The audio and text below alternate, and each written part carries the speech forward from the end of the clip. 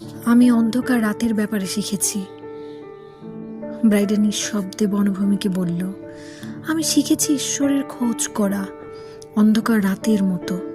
ঈশ্বরের অনুসন্ধান একটি আধার রাত্রি, বিশ্বাস একটি আধার রাত্রি। ব্যাপারটা বিস্ময়করভাবে সত্যি, কারণ আমাদের প্রত্যেক দিনই একটা অন্ধকার রাত্রি। আমরা কেউ জানি না পরবর্তী মিনিটে এমন কি ঘটতে পারে। আমরা এখনো সম্মুখ পানে এগিয়ে যাই, কারণ আমরা বিশ্বাস করি, আমাদের বিশ্বাস রয়েছে। অথবা কে জানে পরবর্তী মুহূর্তে কি রহস্যময়তা লুকিয়ে আছে।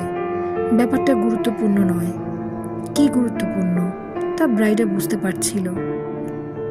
জীবনের প্রতিটি মুহূর্ত বিশ্বাসের উপর নির্ভর করতে হয়।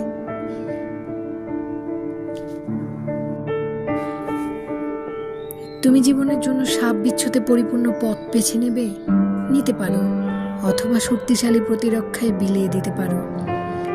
বিশ্বাসকে ব্যাখ্যা করা যাবে না। বিশ্বাস আধার রাত্রির মতো, তা সে মেনে নিতে পারুক আর নাই পারুক।